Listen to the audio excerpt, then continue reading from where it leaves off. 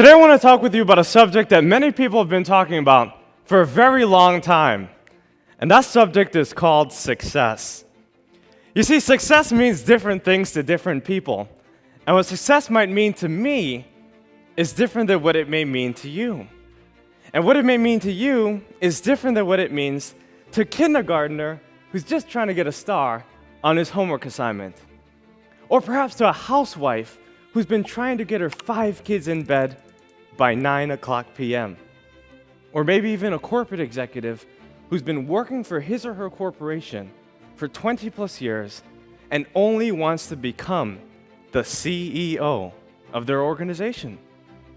As you could tell, we have so many different definitions of this word success, but the greatest definition I can give you today is this.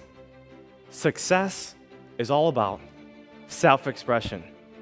It's about being who you want to be, doing what you want to do, going where you want to go. Because when it comes to your life, you are the boss, and you have a choice. In fact, you are who you are today because of all the choices that you've made in your whole entire life. But as we're growing up, we have a lot of people who try to tell us how to make these choices.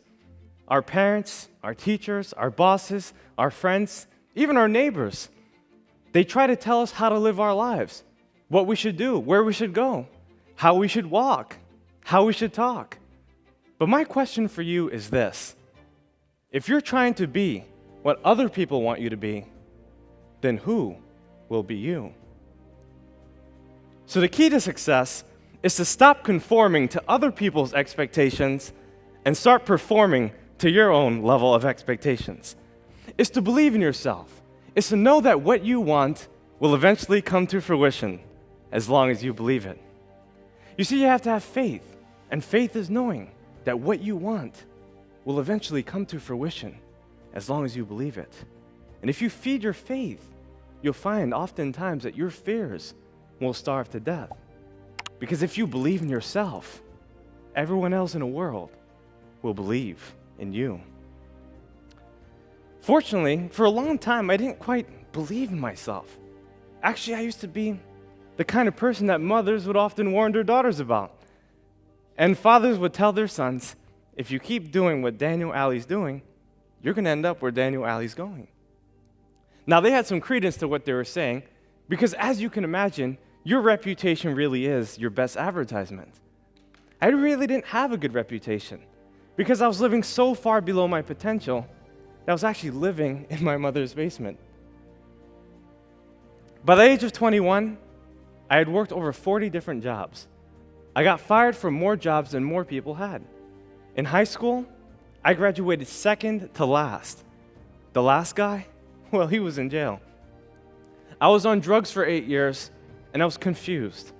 I was broke, busted, and disgusted. And I knew that I wanted to change.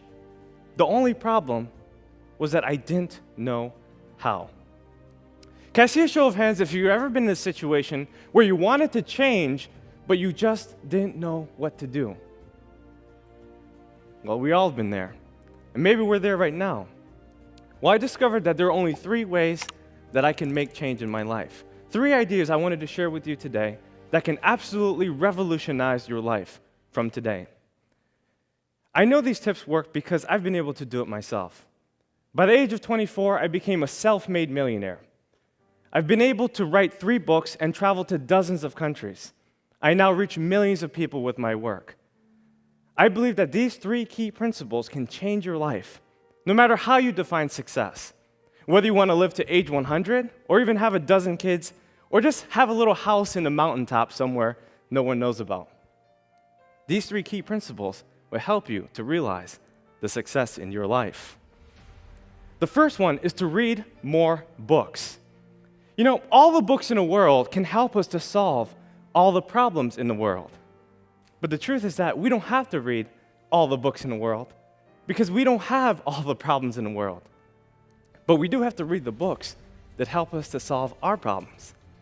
So for instance, if you wanted to learn about money, you better be reading books that talk about money. Or if you wanted to learn how to manage your relationships or to become a better communicator, There's a lot of books on that. What I'm saying basically is that our libraries are paved with gold, and library cards are free. You see, books are the tools that release the heavens of your mind, and leaders are readers. You see, if you want to succeed, you have to read. Most people in the world read about one book every single year. That book, I would suppose, would be Facebook.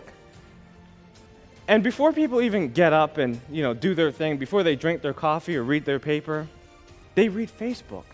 But the truth is that if you study miscellaneous things, you get miscellaneous results. You become what you study. What do you study? And where is it taking you? You see, a lot of people come up to me and they say, well, Daniel, I don't really have time to read. I have kids, I have work, I'm a student, I already have so many textbooks, I'm doing so many things, I'm too busy. But if you don't have 10 minutes a day, you're basically saying you don't have a life. We all have time to read. We all have time to pick up a good book and read for ourselves so that we can learn. Look, if you read 10 minutes a day for 30 straight days, that's one book a month. One book a month in 12 months is 12 books a year. You can do in 1 year what most people do in 5 years. Talk about not having time. We all have time to read. Remember, readers are leaders, and the only way you can succeed is if you read. My second suggestion is about getting around the best individuals you can. You see, we're the sum total of the 5 people in which we surround ourselves with the most. We earn the same income. We go the same places. We do the same things. We think the same thoughts. And if you were to look at your 5 closest friends, you've got to ask yourself this one question. Who are my leaders, and where are they taking me? In other words, are my leaders taking me to the place that I would most likely want to be? You see, if the answer is no, then you need new leaders. You need people who are inspiring, people that can help you, lift you up to the goals that transcend your own possibility and your thinking. You have to realize your goals, and you can only do that by getting around the right people. Now, many of us have what I like to call default friends. And default friends are basically people that we see around the neighborhood. People at the grocery store, the gym, the mall, at church, at work, everywhere we go. These are people that we naturally befriend as we start to gain their trust and acceptance. And what tends to happen is that if you're a highly ambitious person and you have really high goals, a lot of these people can't help you reach your goals. So you have to look outside. You have to search for people. I'll give you an example. I had a friend, his name was John, and he was actually a plumber. And his father and him had a pretty successful business, at least it seemed like it. So I asked John, I want to start a business. What exactly do you think I should do?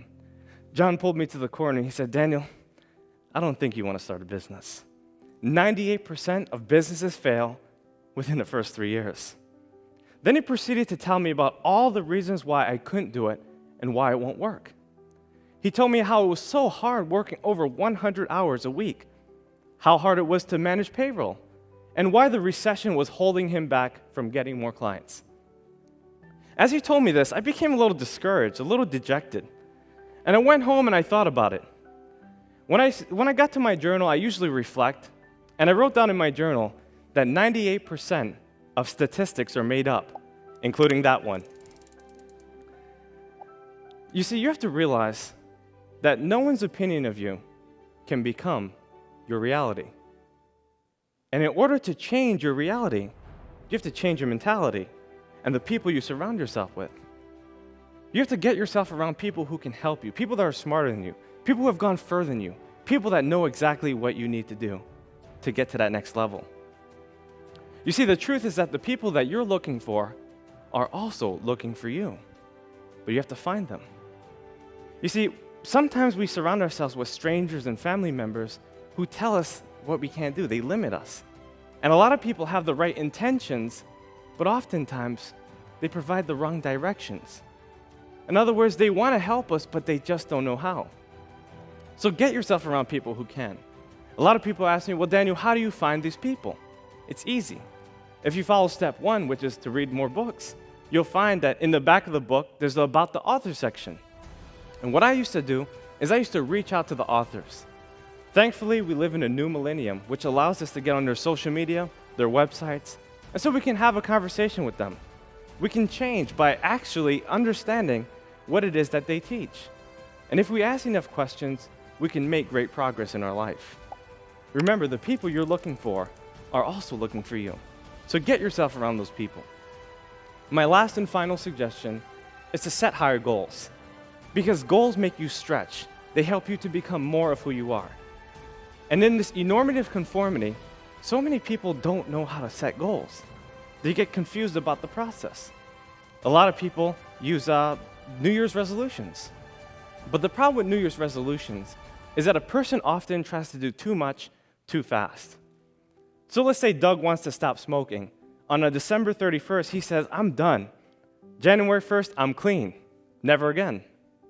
You see, he hasn't created a plan of action to achieve his goals, and therefore it is unreasonable.